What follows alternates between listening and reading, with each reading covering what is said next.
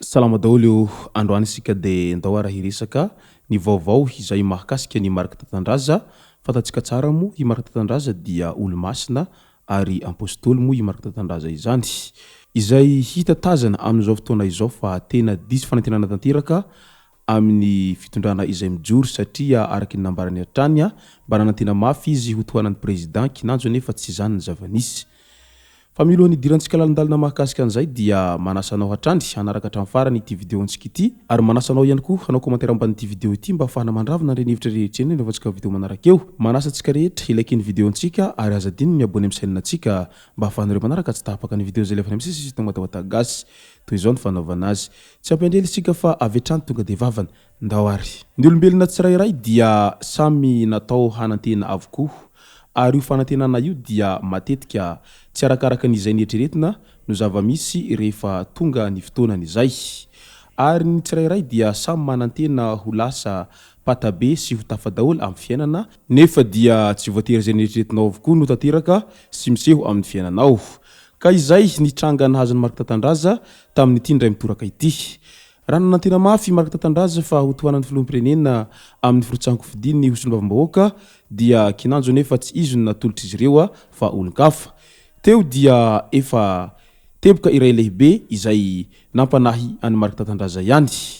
Na dia teo azy izay tsy fananan'ny président azy izay dia niezaka nirotsaka amin'ny anarantenany manokana i Marc Tantandraza. Kinanjo nefa dia tsy nahafeno fepetra i Marc Tantandraza teo amin'ny resaka arabola.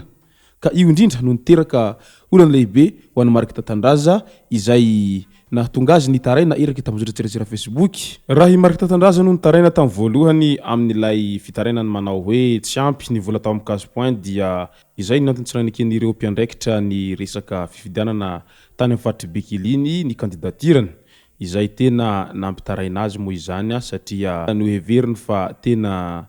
famonoana azy tanteraka izany rehetra izany ho izy tamin'izany andro izany. Itsindan'izay dia nanao fanambarana mihezinezina ihany koa ny sekreteran'i Marc Tantandraza izay hitantsika niparitaka tao amin'ny Facebook tao moa izay fanambarana nataony izay ary nanaitra ny maro moa izany fanambarana izany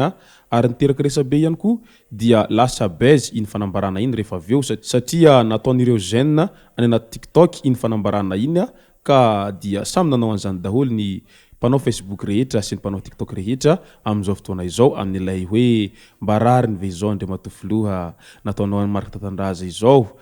I Fayona izay tsy nanao ninona akory dia nomenao moto. I lehilahy iray tany Sambava iny dia nanao akanjonao fotsiny dia nomenao bajaji. Fa i Marc Tantandraza kosa dia efa nanao aintso zavatra mihitsy amin'ny fitiavananao sy ny fanohanananao nefa dia tsy nomenao na inona aza. Mba rariny ve izao ilay vehivavy iny tamin'iny ary tena niteraka resabe sady nampiome moa iny resaka iny izay tena lasa base tokoa. Taorian'izay dia nanao fanambarana ihany koa ny ray aman-drenin'ny Marc Tantandraza izay nilaza moa tamin'ny alahilon'izy ireo fa lasa niverina mpamboly hono ilay apôstôly kely Marc Tantandraza taoriany iny tsy fahazahony nirotsaka ho solombavam-bahoaka iny satria lany tamin'ny fikarakarana taratasy daholo ny vola rehetra kinanjo nefa dia tsy afaka nirotsaka i Marc Tantandraza. Izao izy lasa namboly any amin'ny faritry Bekiliny izay tena nipitrapitra mihitsy moa Marc Tantandraza raha atao amin'ilay vidéo izay niparitaka tao amin'ny Facebook tao. Taorian'izay dia nanao fanambarana ihany koa i Marc Tantandraza izay mangataka sy mitalao mafy amin'ny Andriamatofilo amin'ny mba tokony hijerevana azy amin'izao zavatra izay manjo azy amin'izao fahalaniny volana izao satria tena mijaly Marc Tantandraza ary hita tazana fa tena marary fo mihitsy i Marc Tantandraza amin'izao fotoana izao taoriany tsy fahazahony nirotsaka ho solombavam-bahoaka izay. Ka ny hanatra dia tsy dia tsara loatra ny mentehatra amin'ny hafa rehefa misy zavatra tianao atao na ihany koa tanjona tianao tratrarina fa manaova ny ezaka rehetra izay hitanao fa ampahomby an'iny tanjona iny ary izay eo ampelantananao no ampiasao rehefa hitanao fa tsy ampy ny ampelantananao dia aza atao iny zavatra iny fa sao dia ho faty vola ianao ny farany. Ary mahaiza foana manao kajikajy apetraho foana ireo kajy rehetra izay hahatonga anao mba tsy ho faty antoka amin'ny zavatra rehetra izay andaninao vola. Fa raha toa ka tsy manao kajikajy ianao fa avy hatrany dia manaonao foana dia mety ho faty vola anao amin'izay fotoana izay dia izay ilay miteraka faty antoka ka iny ny tena mamparary fo rehefa mampiasa vola izay. ka izay moa nitrangana azy ny Marc Tantandraza amin'izao fotoana izao dia nientakentana tao anatin'ny fo mafana sy ny eboebo isan-karazany dia iny fa andao hirotsaka ho solombavam-bahoaka kinanjo nefa tsy arakaraka an'izay ny zavatra nisy na dia teo aza ny fanantenana sy ny herim-po izay nanan'ny Marc Tantandraza amin'ny firotsahanko fidiny izay ary tsapa ihany koa fa noho ny fitiavany voaka ny Bekily no nahatonga azy hirotsaka ho fidina solombavam-bahoaka izay mba hisolo vava ireo vahoaka ny Bekily ireo fa nefa ny zavatra tsy ampelantanana hono tsy atolo-jafy rehefa tsy ao aminao ilay moyen sy ny traikefa rehetra dia sarotra aminao no hahatonga anao amin'izany tanjona ho tianao tratrarina izany ary tsara ihany koa no mampafantatra fa izany firotsahana solombavam-bahoaka izany dia tsy kilalao na koa adaladalana fa tena zavatra matotra izany firotsahako fidina solombavam-bahoaka izany satria ireo solombavam-bahoaka no natao hamolavola ny lalàna sy ny maro hafa indrindra fa ireo no natao hitondra hetahitany vahoaka sy izay mba faniriny ireo vahoaka izay ao amin'ny faritra misy azy avy ka tena ilana olo matotra izany firotsahako fidina solombavam-bahoaka izany fa tsy izay rehetra te hirotsaka dia afaka mirotsaka avokoa maro ihany koa ny vahoaka no mametra-panontaniana amin'ilay hoe ilana mari-pahaizana ve ny firotsahako fidina solombavam-bahoaka sa tsia